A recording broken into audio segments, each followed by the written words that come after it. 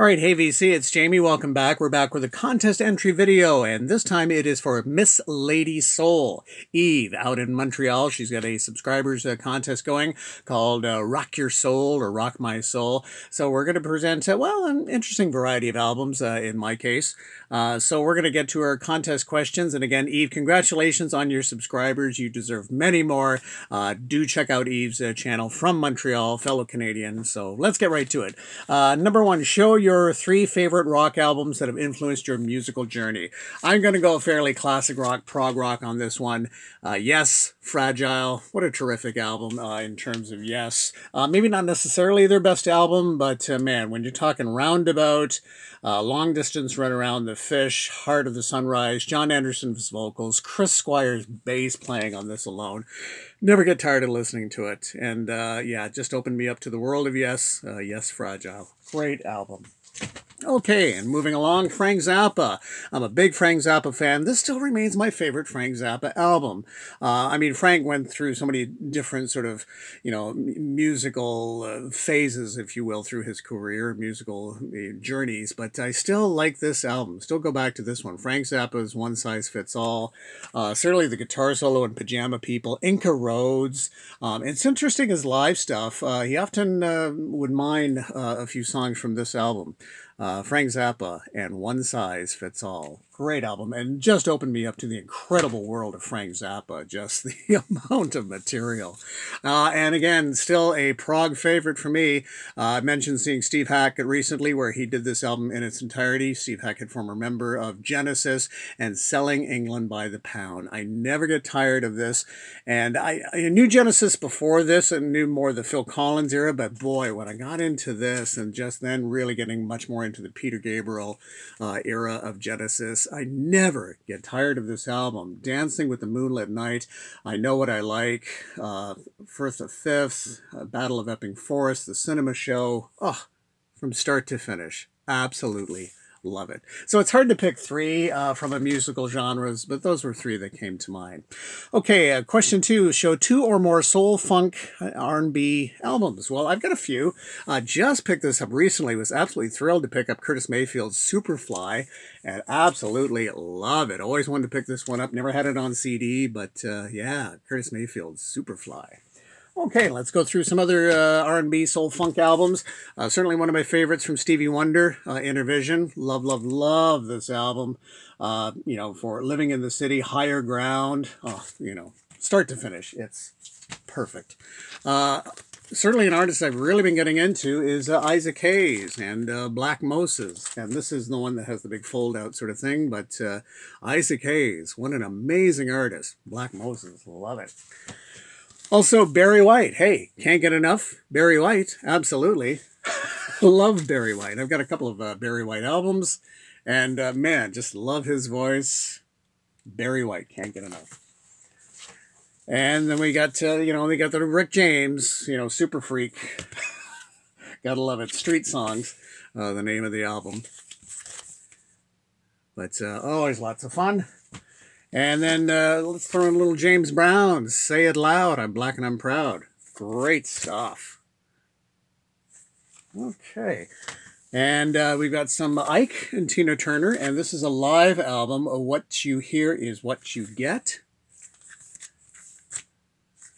And then also, very underrated, Gladys Knight and the Pips. And this is a wonderful album. If you don't have this one, Imagination. This has Midnight Train to Georgia, best thing that ever happened to me. This is really, really a good album.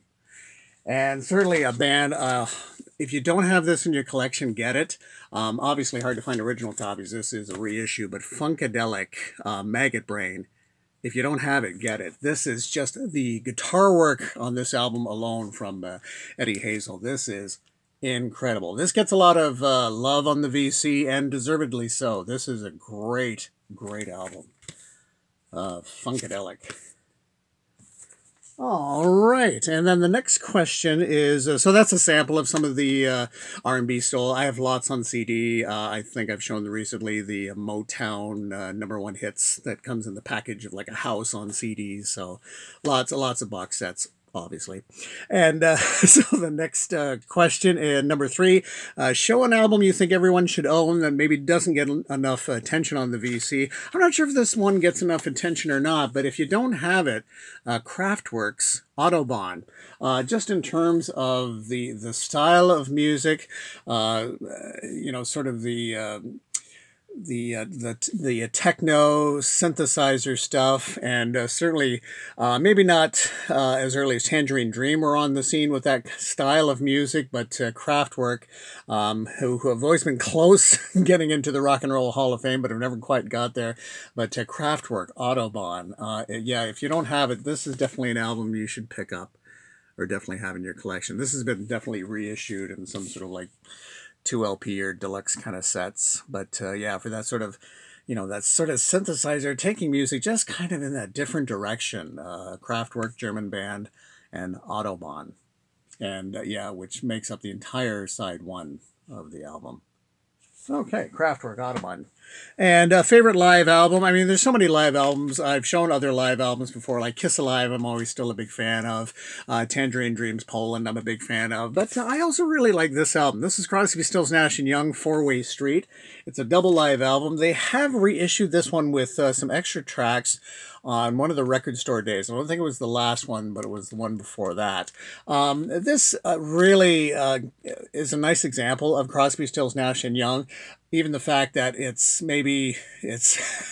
too long, it's sprawling, but I love it. Like, it just seems to work. They have the acoustic numbers, the rockin' numbers, and yeah, it works overall. Crosby, Stills, Nash & Young, 4-Way Street, double live album that really kind of showcases the band. Yeah, Crosby, Stills, Nash & Young, 4-Way Street. Certainly a favorite live album. Maybe not my absolute favorite, but I really do enjoy it. And finally, number 5, this one was tough. Something that maybe you used to hate but have learned to like or love, be it an album or a song. I decided to go with kind of a genre, the crooners. Certainly growing up, I never really had time for the crooners. It was always my parents' music or my grandparents' music. But certainly as an adult or a mature individual, I've really learned to appreciate the crooners. It's maybe not music I listen to all the time, but gosh, like people like Sammy Davis Jr. I've never been a fan of the song Candyman, still don't really care for that song, but boy, when you hear a song, What Kind of Fool I Am, if you haven't heard it, Google the song.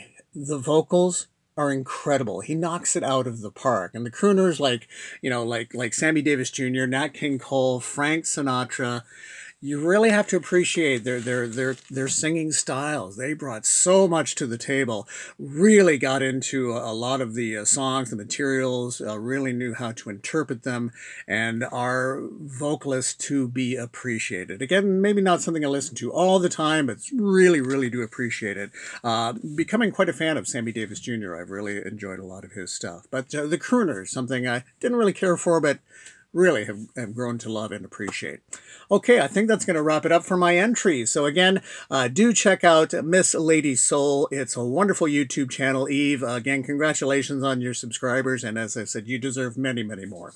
So again, good luck with the contest, and thanks for dropping by. Take care. Bye-bye.